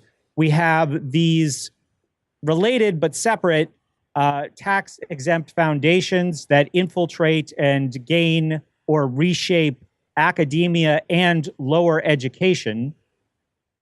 And am I forgetting anything? Well, I mean, that adds up to them dumbing us down, as Gatto would say, or the deliberate dumbing down of America, as Iserby would say. And so really, it's only because we're not using, we're taught to read, but we're not taught how to think. So let's just ponder that for a second. And then consider that literacy is a form of slavery until you consistently use a method of critical thinking to identify and validate the contents of your mind, right? So they use reading against us for a long time, and they make the books hard to find. But if we organize the books and present them out there and let people know they exist and they start reading them, then we're reversing that whole situation. Then we're undumbing ourselves down. And education is defined in the 1828 Johnson's Dictionary as the unocculting, the unhiding of information, useful information. Right? So when we talk about the power structure occulting or hiding information, well, it's in their nature, right? So what's not in our nature is to tolerate it. I don't fault the guy who thinks he's a king. I fault the people around the king who act like that's not some sort of illness, right? So let's just all be a responsible adult and start taking upon ourselves to put stimulus and response separate and put our thinking back in the middle, because that's what gives us our choice. It's that choice of thinking or not to think that gives us our freedom, and that's what makes America's opportunity. And I think a lot of people have forgotten that. They've forgotten how simple it is to make jobs in this country. Jobs are product plus sales equals jobs. So these ideas that Sutton is bringing up through his works, showing how the Bolshevik Revolution, the whole Cold War, everything was Western financed, and that was all a sham. He's saying it's like this history has been here, and he was the first guy to do that work for Stanford, and he got fired for it. But he kept writing, and he kept exposing what he could. He comes across Charlotte Iserby's work on the Skull and Bones, and he publishes a book on that.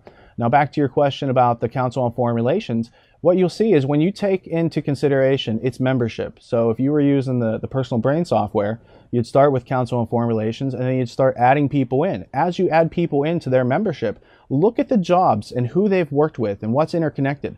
Oh, you might see the Gulf of Tonkin. You might see any number of assassinations that have gone on. You'll start to see that the CIA doesn't do its own thinking. It gets its personality, if you will, from the National Security Advisors, which Zelikow was one, and the CFR, right? They're not taking Bilderberg and Trilateral members for that. That's, CFR is United States specific, and it's here to turn our country inside out so that it reflects more likely, a collectivist Soviet Union, and not the America that is supposed to be celebrated on July 4th every year. Kevin, anything to add? I can also speak a little bit to what you mentioned on academia, and I think this should put things into perspective for people. I don't want to rehash my whole trivium talk, but when you get to Lionel Curtis's work and what he put forth on the concept of organic union, and these federal union ideas latching on to that of Clarence Strite, who was a Rhodes Scholar who wanted to put forth a program called Union Now that the Roundtable Group latched upon. But those that influenced these guys are responsible for the academic disciplines of international relations and world history. So there is a strategy of discipline creation as a way to bring people into the fold, into a prescriptive way to look about these ideas. So if you go out and you create international relations as a discipline that's going to be taught in schools, and people are able to travel to Geneva, like Alfred Zimmermann, who was the second head of UNESCO, this is how they control the dialogue. And so, if you look into who changed the British Commonwealth from the British Empire, and that would be Lionel Curtis and Alfred Zimmermann. And so world history itself, this was Arnold Toynbee's big deal, was that he had created the academic discipline of world history. So in order to be known as a great world historian, you had to be members of the American Historical Society, which was in charge of people that were in favor of the same ideals that Richard spoke to. That would be Andrew Dixon White, somebody that was exposed by Anthony Sutton, who was in charge of the American Historical Society. So with the Council on Foreign Relations, they control not only the academic disciplines that they pontificate upon, they control the outcomes. The Rockefeller Foundation funded the British Committee for the Theory of International Politics that became the dominant ideology within the Royal Institute of International Affairs. And this is, Lionel Curtis and Alan Dulles and John Dulles were all buddies.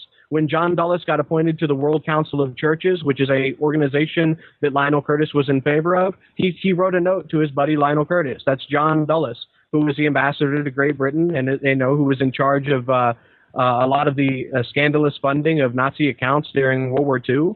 And there's another great book I would mention by the name of Appeasement, A Study in Political Decline from 1933 to 1939, and we'd be getting more into World War II.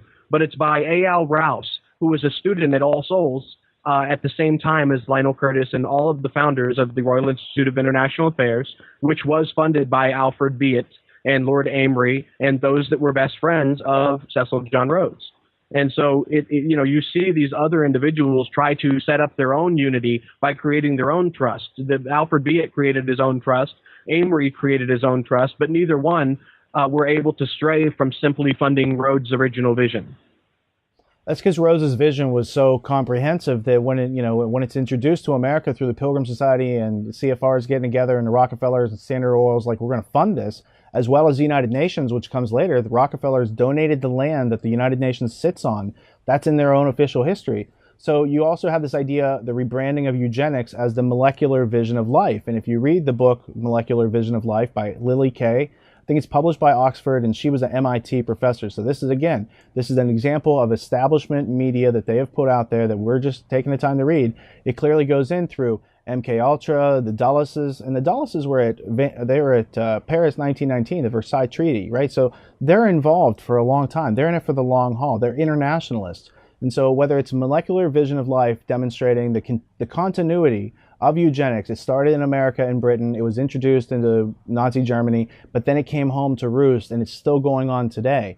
All of these different affiliations that we're talking about, these have meaningful connections. We're not just saying these guys went to school together and they shared some textbook in the library. No, what we're saying is they're going through a highly specifically tuned system that creates compartments where they're all reflecting part of what that bigger plan is. So whether it's Stringfellow Barr in his Citizens of the World book, he's a Rhodes Scholar, or Clarence Street in Union Now, this is bringing America together with Britain, or any number of the other names that we've talked about here. Anthony Sutton, he's not only got the great trilogy that talks about how America and Britain funded the Nazis and the Bolsheviks, and America's side was also funded by these same central bankers. But when I think Brett mentioned international relations, the whole idea of international relations and the CFR is a subset of international business and banking, which was started by the Rothschild family when they took over 5 different countries' central banking system and had an encrypted courier system that they used to communicate so that no one else could they created some paper currencies. There's a whole fascinating history. That's not conspiracy theory. That's on the Rothschild Enterprises. It's the Rothschild Family Banking Empire website. So when you get into, they own hundreds of different companies, but when you go to their main site, it lists it in the history. It tells about Waterloo and all, the stock market and everything that you might have thought was a conspiracy theory. If you look at the primary sources, these people are ready and proud to admit it. This is the role they occupy in history, and we've been dumbed down so much to just be like, oh, well, is it even there? well, let's not look for it. And if we look for it and it's there, what do we do about it? Oh, wow, there is some substance to this. We should communicate about this. It is worth our time to organize the information and effectively communicate with each other, because that empowers us. Because I don't know everything that Kevin knows. I certainly don't know everything that Brett knows. But by getting together for an hour and a half and hashing out some of the things that we are familiar with, we can all grow in the right direction. Yeah, and just to try and tie things together here, it seems like there's a natural force at work and a more conspiratorial force at work at the same time, and kind of a confluence of the two that moves this forward. The natural force, it's really not natural, I guess, but it's an ideological, a philosophical corruption, essentially. That natural force, to interrupt you, would be freedom, and the artificial or contrived or irrational force would be the use of conspiracy, force, fraud, and coercion, government by intimidation, which is terrorism against others. Well, what I'm saying is that it seems like there's a less thought out and carefully planned element that's pushing all of this stuff forward. But then there's also the beneficiaries who are mostly, it seems, financial interests. So there's this confluence of financial and ideological interest, and the ideological interests have this corruption of, an all-powerful state or an all-powerful order is a good thing. And whether we're talking about Rhodes or, right up through the 1940s and somebody like H.G. Wells, this was an idea that as orders failed, and they saw the failings of the old orders, they didn't say, well, is this kind of order a good thing? They said, no, let's a new order, a bigger order built on all of the problems with the previous order. And I also am compelled to revise a statement that I've made numerous times on my show before, that, the three ways that you can really bring about a meaningful moral, philosophical evolution in society is through art and media as one category, education, and science. And my previous statement was, well, geez, the government controls all three.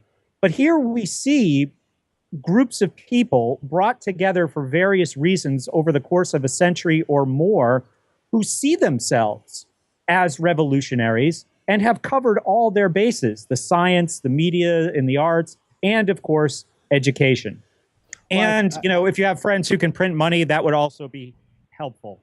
Well, I think the one point is it's not about money for them, because they're printing the money out of thin air. Right. It's about their grandiose egos to see their impression made on the planet and live through history like the pyramids.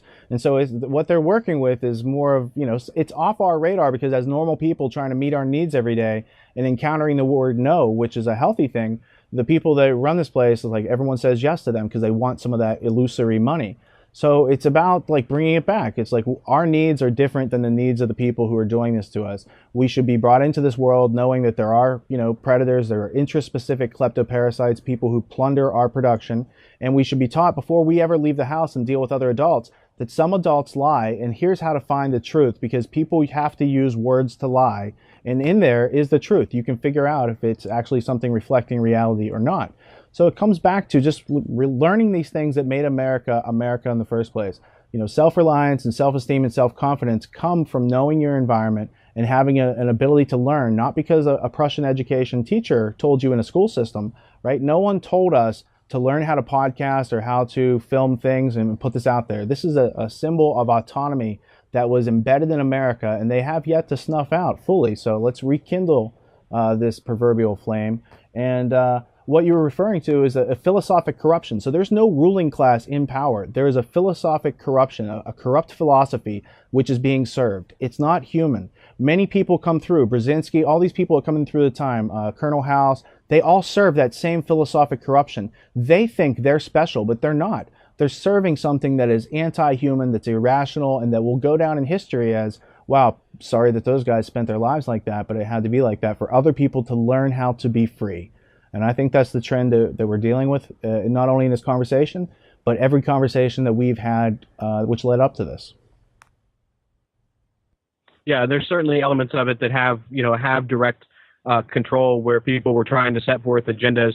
But you also have to look at the way that technology brings people together on its own. But if you can look within that technological founding and find threads of financing from sources such as we've been discussing, then there is a causality to it. But there is an attempt, and a lot on the internet, where people kind of put it in a cartoonish manner, and they're able to kind of lump it all together and then profit off of the scarcity of somebody who's not going to look into that, you know? So they have definitely succeeded in their goals, as Atlanticism and balance of power strategies dominate the philosophies of the Council on Foreign Relations and the Royal Institute of International Affairs. In Thomas Paine's Common Sense and his other writings, he says that Britain would never be an Atlantic power. Well, Britain has become an Atlantic power through its acting through the United States. They saw themselves on a decline, and they needed to infiltrate their systems of education into the United States in a way to change the American polity. And the way you change the American polity is you make sure they don't remember the history, and you make sure they don't know why these individuals were significant at the time, no matter their current shortcomings. Now, we can look at Lord Percy, who spoke of Jefferson as irrational and insensible for his philosophy of natural rights liberalism. And natural rights liberalism is in direct contradiction to philosophies of collective compulsory schooling. And this is against a unified culture. All right, Brett, do you want to wrap it up? I think it's wrapped. I really appreciate both of you guys taking the time to share all of this information with me and ultimately with my audience. I might actually do an introduction show to this, so people can have the context laid out, and then I can offer them this show as a way to fill in all of these little areas that I will introduce that you guys fleshed out in such great detail today. I really appreciate it. And go ahead. Well, I was just going to say, for my part, I hope that it comes across that we are speaking with diffidence. We have discovered a great amount, but we're by no means done learning. So the idea is that there's definitely something worth everyone's attention to dig into, to verify on your own, to better understand than Kevin and I do at this current point. We're just letting you know we've kind of surveyed this area, and there's definitely gold or platinum or whatever you want to choose, heavy metal, precious metal, to be mined here. And so, we just enjoy that as people get familiar and joining into either of our communities or going through our podcasts and other productions, that they're getting more substance and they're learning how to communicate. And it's the result of those communications that's going to help us put together the rest of the pieces that we have yet to understand. Well said. Yeah, well said. And all of this information is readily available to people. It's easily to be verified. And unfortunately, there have been a lot of voices that try to distract from the actual history that Quigley uncovered that is now self-evident throughout historical documents going back to the early 1900s. So I really appreciate being here.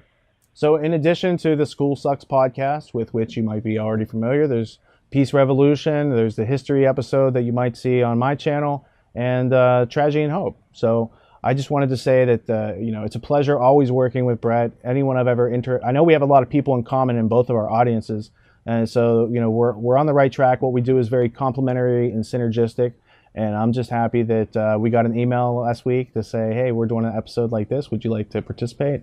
And I hope for Brett and everyone else involved, it was worth our time. We got to do this once a month. Yeah, we should. We could do it once a month. We got plenty to talk about. Yeah, it needs to be fleshed out. I like it. Absolutely. And with all that being said, if you'd like to know more, visit tragedyandhope.com, where an hour a day keeps ignorance at bay. Also, feel welcome and invited to dip into the Peace Revolution podcast, a curriculum which fortifies this history series, as you need the primary source materials to find your own way through the labyrinth of language obscuring these ideas. And last but not least, you can follow me on Twitter to stay up to date on our productions and useful news links I find along the way. Tragedy and Hope. Dissolve your contradictions. Find your bliss. Until next time, I'm Richard Grove, and I'd like to thank you for tuning in and not dropping out.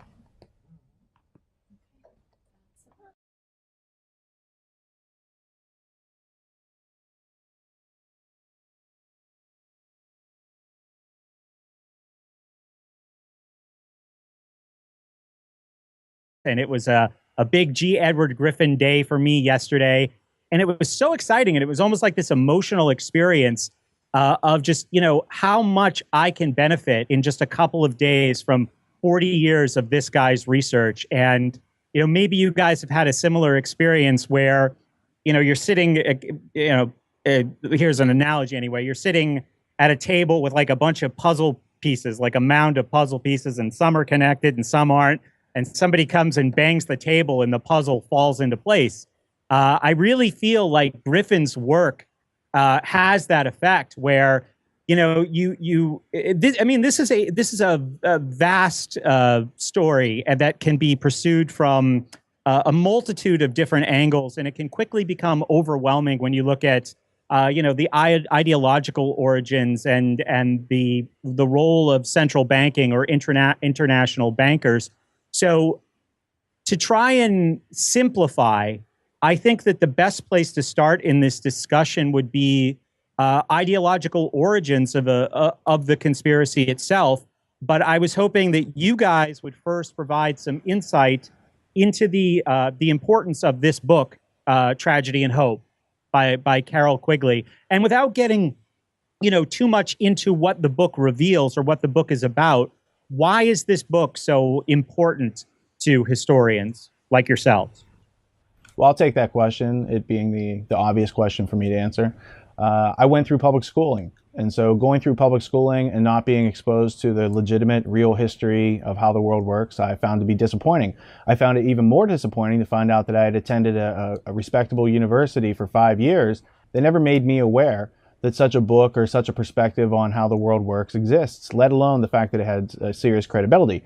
So I wandered through corporate world for many years until I bumped up against reality. There's a great George Orwell quote where he says, usually you can maintain your illusion until you bump up against reality, usually on a battlefield. And so, bumping up against reality, then you go and search and say, what's the credible information that's out there that someone else has encountered this before and is left behind so I can learn from it. And luckily, the book that really helped me put things together wasn't so much a book like None Dare Call It Conspiracy. Like I was aware of these type of conspiratorial books, but they always lacked the substantial references and interconnectivity to tell a bigger picture without, dumbing it down and making it cartoonish.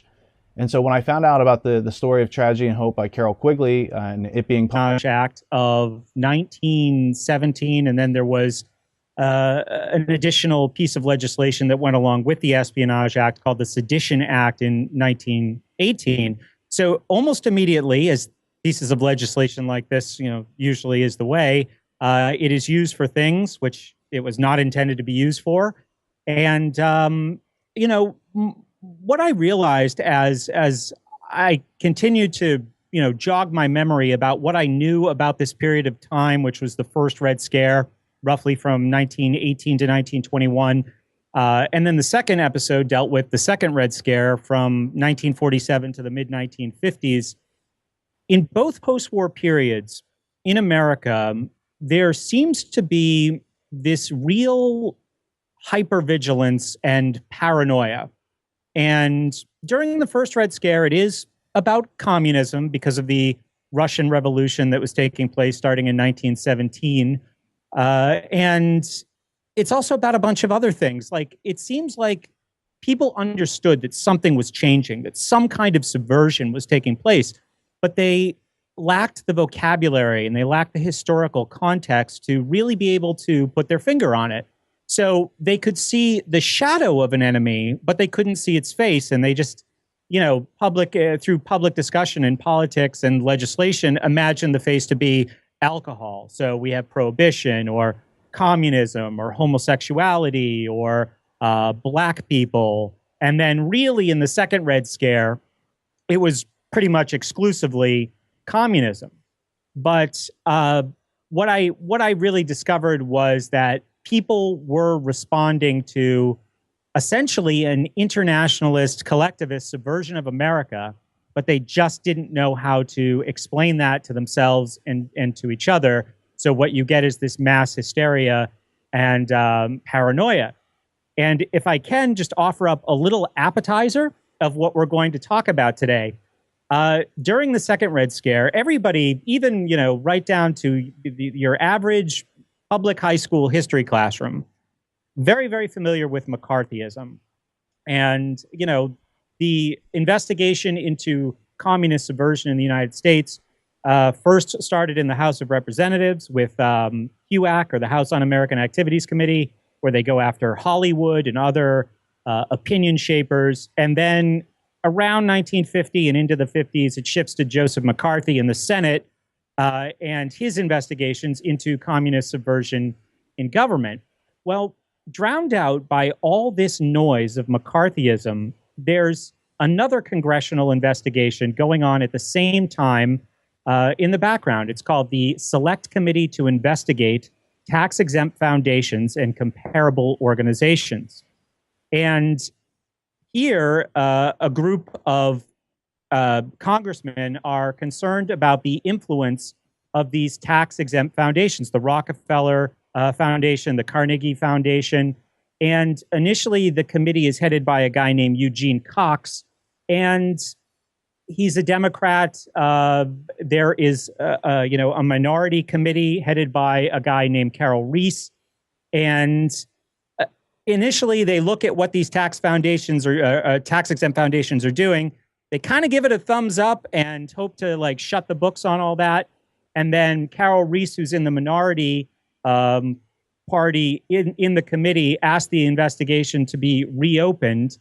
And his chief investigator, a guy named Norman Dodd, starts looking into these foundations a little bit more closely. And they're very upfront with what they're doing. And Dodd eventually explained in an interview with G. Edward Griffin, I think in 1981, that the foundations were using money and influence to prevent, I think he refers to it as a reversion to a pre-war mindset. In other words, going back to, having freedom and individualism as an ideal and not living in fear. So part of the role of the foundations, which they admitted to Dodd in this investigation, was to move America into this new age and this new order. But nobody knows about the Reese Commission or Norman Dodd because of all of the panic that's going on in mainstream history in front of that through McCarthyism. So that's a little preview of what I think we're going to get into. Well, that's quite a preview, and I greatly enjoyed listening and re-listening to your new series. And through this new series, I'm pretty well versed on most of the history, as is Kevin, but I'm sure we'll both attest throughout this conversation that even when you think you're familiar with these topics, it allows you, that familiarity allows you to learn and listen to new things that you didn't get to hear the first couple times around. And so as you start to integrate this in, you can clearly see, especially with the additional contextual history we'll add tonight, that corporations in America, like the American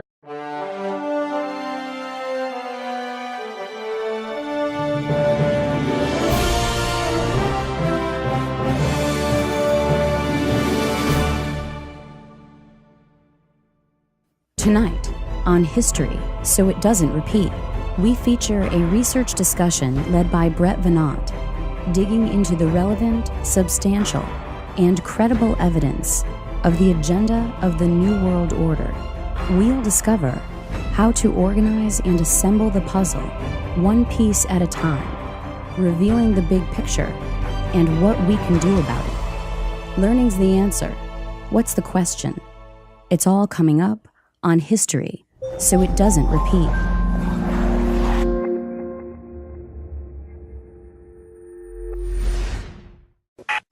Welcome back to History, So It Doesn't Repeat. I'm your host and navigator, Richard Grove, and today is July 4th, 2013, and we're celebrating the 4th anniversary of Tragedy and Hope's premiere issue back in 2009, as well as memorializing our nation's birth in 1776. Instead of celebrating illusory independence, we've all gotten together tonight to help inspire and create some cognitive liberty. Our conversation is going to be a component which plays into a much bigger episode, that of Brett Veinotte's series, How the Truth Became Illegal. It will center on some very substantial and tangible history, which just might have escaped your attention. As a result of tonight's conversation, you'll be empowered with a comprehensive understanding of how we got here and what we can do to change the world, one mind at a time. Joining me via Skype is Brett Veinotte, host of the School Sucks podcast, and Kevin Cole, co-writer of State of Mind, The Psychology of Control. Together, we'll unfold some history that we're familiar with, and we'll leave you a map, a compass, and a gyroscope so you can find your own way in the world and keep your balance in the process. Gentlemen, let's begin with hearing a summary from Brett on why he created this new series, which, if we do a good job tonight, we might participate in. Well, thanks for having me. And the title of the series is How the Truth Became Illegal. And I was intrigued by these events in the news recently regarding the NSA and Edward Snowden, and how much talk there was in the mainstream media regarding the law and what legal power the government had. And I wanted to look into the history of using law to silence dissent and to, basically interrupt free speech. So I felt like a good place to start was the espionage. American International Corporation helped to fund the Bolshevik Revolution. It helped to fund those tax-free foundations. It's connected into the Federal Reserve. So there's some very legitimate and substantial history that we're going to discuss tonight. But right now, I'm really curious, after that intro that you've just laid out, what Kevin's next comment's going to be, because I know that he is just, he's overflowing with facts and references on this specific topic. So I'm really excited to get the mix in. Kevin, I'm going to leave it to you. Where would you like to pick off from where would you like to pick up from where Brett left off? These commissions that Brett's talking about are key to understanding some of the motivational roles and where the money hides. There's the Reese Committee, the Cox Committee, and then a lesser known called the Poohole Committee that actually deals with some of the actual tax-exempt foundations themselves, going after Rockefeller and Standard Oil. And this is referenced in the letter to R. Gordon Wasson, discussing from the St. Louis Federal Reserve document, where R. Gordon Wasson is talked about as being the individual who was the go-to on the Poohole Committee to try to represent these organizations. So they were trying to hide their money and what their influence was. It's interesting because Norman Dodd actually says himself that he had investigators going into the Carnegie Foundation documents and found documents that say exactly that they wanted to revert the United States into a communistic Soviet Union style of government. Now, I'm sure this is widespread across the board, but there are also competing ideologies. There are Fabians who are Fabian socialists, and there are those that are using Fabian strategies for federalist agendas. Brett, we've got this outline of yours here. Do you want to lead us through the outline? Yeah, sure. I think that there was a lot of cliffhangers in the two episodes that I did so far. And it basically, traced the history of not this conspiracy that we're going to talk about today, but like I said in the introduction, what was going on out in front of that. So there are I started the whole series with this clip from MSNBC of, who was it? Glenn Greenwald, how could I forget, in kind of a heated exchange over the NSA Snowden thing with Richard Haass, who for the last 10 years has been the president of the Council on Foreign Relations. So I thought that really set the stage for where this series of shows was going to go in truth versus power. But I don't want to get too ahead of myself, and because I've really been immersed in this stuff for like the last 48 hours.